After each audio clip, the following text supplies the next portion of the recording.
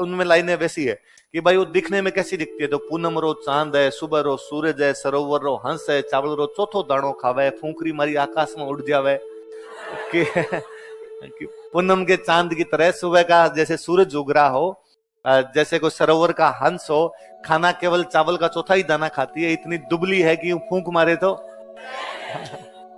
लखटवंटी है टुकड़ी दा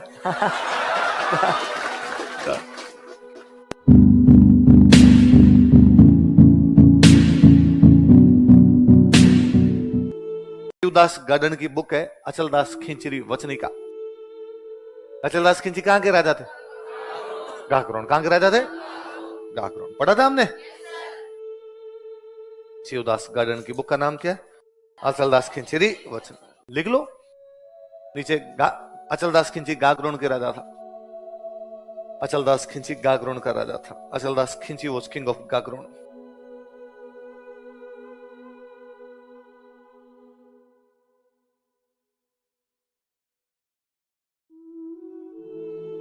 अचलदास खिंची गाकरोन का राजा था।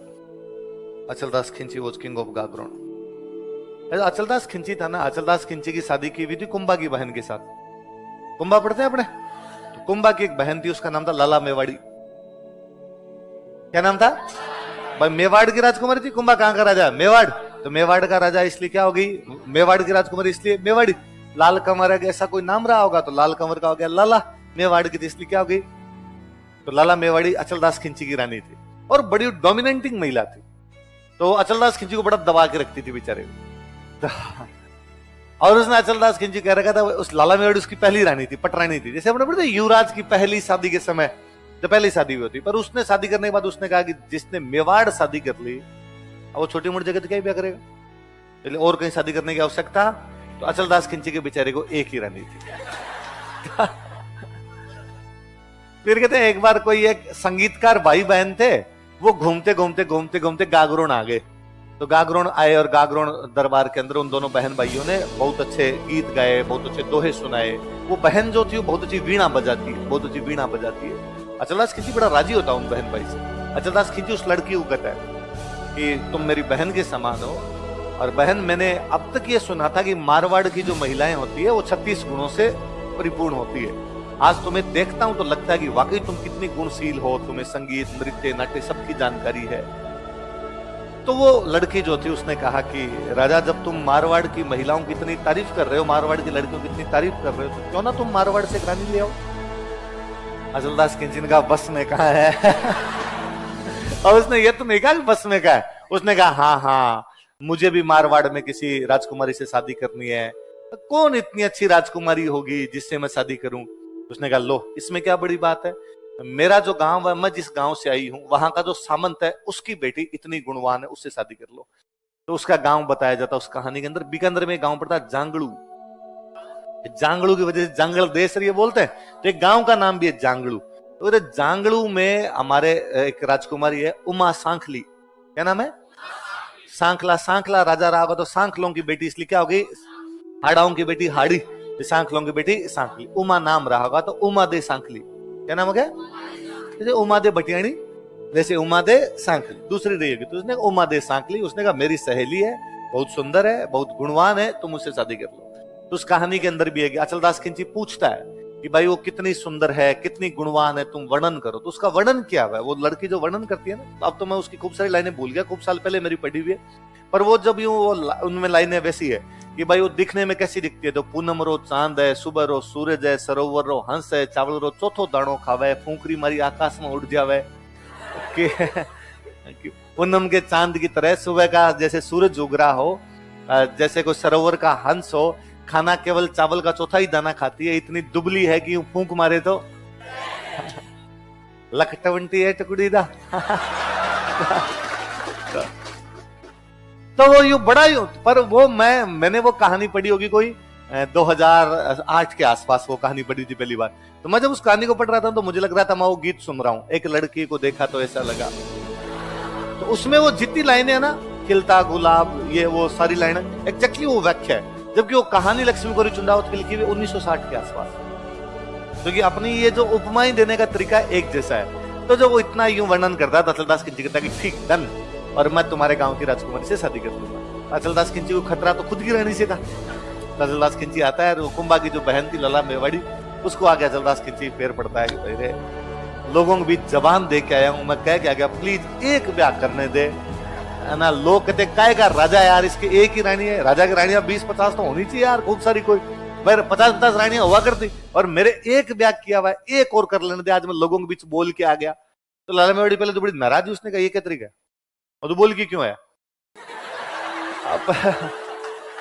पर यदि फिर भी अब चलो तूने जबान दी है, मैं तेरी आदर करती हूँ इस बात के लिए, पर एक शर्त पे शादी कर सकता है क्या, कि तू शादी करके आ जा यहाँ, वापस आने के बाद उससे कभी बोलेगा नहीं। अचलदास खिंची ने कहा डन, एक बार लोगों के बीच में बेइज्जती तो नहीं हो, मैं कह के हूं। तो अचलदास खिंची जांगलू शादी करने के लिए आता है, वहां से गागरोन, गागरोन झालावाड़ मध्य प्रदेश एकदम टच करता हुआ, जांगलू मतलब बीकानेर पाकिस्तान बॉर्डर, मतलब पूरा राजस्थान क्रॉस करोगे आप, तब जाके इस छोर से इस छोर पे, भाई आप दक्षिण से उत्तर की तरफ जा रहे हो पूरे के पूरे एकदम। तो पहले क्या बारातें जाया करती थी, तो बारातें रुकती थी, कई कई दिन रुकती थी, और राजा की बारात 2 महीने भी रुक जाती, 2-2, 3-3 महीने राजाओं की बारातें रुक जाया करती। भाई नॉर्मल जो अपने नॉर्मल लोगों की बारातें भी दादाजी वाली पीढ़ी तक 3-3 दिन रुकती थी, है ना।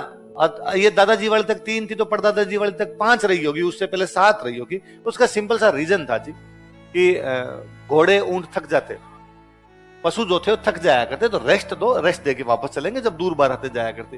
तो अचलदास खिंची राजा है, तो राजा की बारात 2-2.5 महीने तो रुकेगी। अचलदास खिंची ने कोई बारात रोकी तो 2-1 साल क्योंकि अचलदास खिंची को पता था कि जाते तो लाला मेवाड़ी बात करने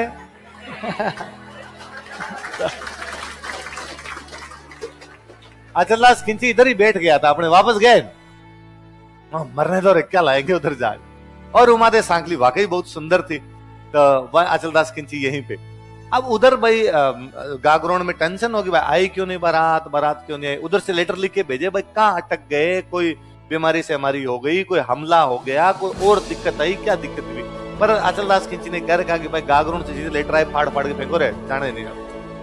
फाइनली लाला मेवाड़ी वहां से एक मंत्री भेजती है, पुरोहित जी भेजती है, पंडित जी भेजती है, जाओ और जाके राजा से पूछो क्या दिक्कत है। पुरोहित आता है, आके राजा कहता है कि भाई तुम चल क्यों नहीं रहे, वापस चलना चाहिए तुम्हें। राजा ने कहा यार बारातें इतने दिन तो रुकती है, इसमें क्या यार, थोड़े दिन तो और रुकते हैं। उसने कहा थोड़े 2 साल में बैठा, और मैं ना राज्य में घूम के आया, तू तो अंदर बैठा है ससुराल के अंदर, मैं राज्य में घूम के आया, लोग बात कर रहे हैं काहे का जवाई है, घर जवाई हो गया, यहीं पे आके बैठ गया, बेइज्जती नहीं होती यार, ससुराल में आके टिक गए यहाँ पर, और तुम क्यों नहीं चल रहे, मुझे रीजन तो बताओ।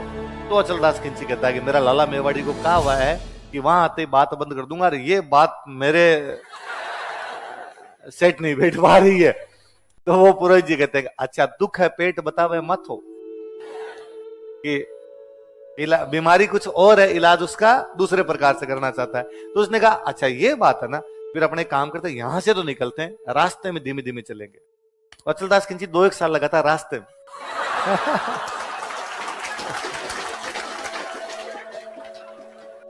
यहाँ 10 किलोमीटर चले गए, थक गए, रुक जाओ भाई रे, अब नहीं चला जाएगा, अपने घोड़े थक गए, ऊंट थक गए, अपने तो बारिश आ गई, देखो नदी कितनी बह रही है, डूब गए। तो पर आप कितने भी धीमे धीमे चलो, गागरोन तो आगे नहीं जाएगा, गागरोन तो वहीं खड़ा है, धीमे धीमे भी चलोगे एक दिन गागरोन तो आएगा। और अचलदास खिंची वचनों का पक्का इस मामले में।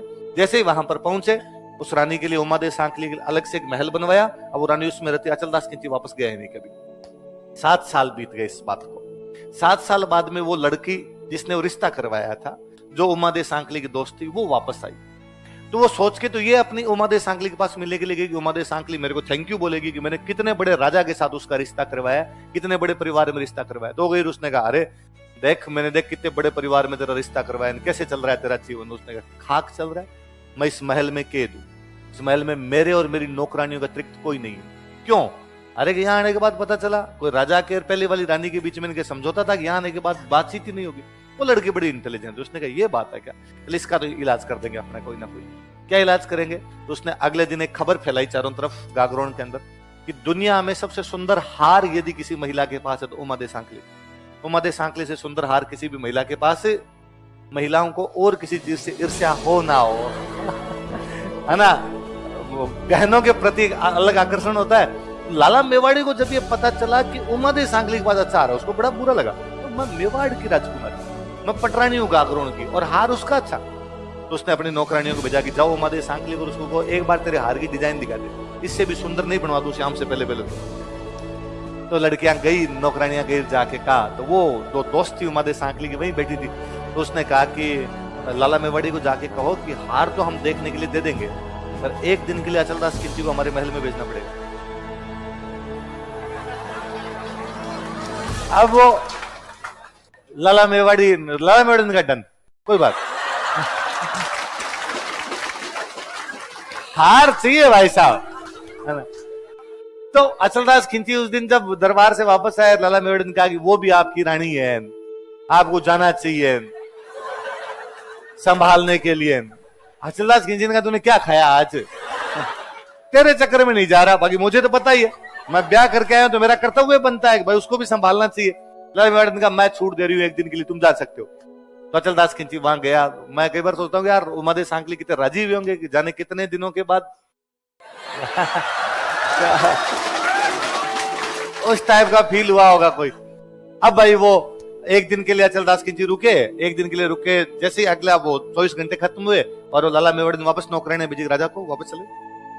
तो नौकरानियां वापस आई, नौकरानियों ने कहा भाई उधर लाला मेवाड़ी के महलों में पधारना आपको। तो राजा जब निकलने लगा ना वहां से, तो वो जो उमादेवी सांकली की वो दोस्त थी वो महल के बाहर बैठी थी, तो उसने महल से बाहर निकलते हैं उसने कहा कि पोर भई पगड़ो हुओ बिछड़न रही है बार। पोहर मतलब सुबह हो गया, पगड़ो मतलब सुबह हो गया, पोहर मतलब 8 पहर बीत गए ना, 24 घंटे हो गए, पगड़ा मतलब सुबह हो गया। पोर भई पगड़ो हुओ बिछड़न रही है बार, क्या बिछुड़ने की वेला आ गई। लै सखी थारो बालम और उरदय मारो हार। ये सखियों तुम्हारे बालम को तो ले जाओ, लाला मेवाड़ी के पति को ले जाओ, लेकिन हमारा बदले में क्या देके जाओ।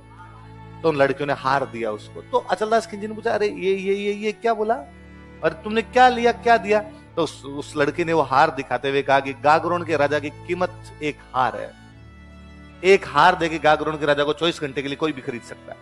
अचलदास खिलजी को बड़ा बुरा लगा कि यार ऐसा कैसे किया जा सकता है मेरे साथ। अचलदास खिलजी वापस आए, लाला मेवाड़ी को कहा भाई आप मुझे कहते ना तो मैं दुनिया की सबसे खूबसूरत हार आपको ला के देता, पर आप मेरी कीमत कैसे लगा सकते, तुमने मुझे बेच कैसे दिया था। लाला मेवाड़ी ने कहा छोड़ो, जो हुआ हुआ, अब जो हो गया बस खत्म, आप इधर बैठो। अचलदास खिलजी ने कहा ना, आपने अपना शर्त तोड़ी है, आप इस प्रकार बेच नहीं सकते, अब तो मैं आपके पास रहूंगा ही नहीं, अब मैं उमादेवी सांकली के पास।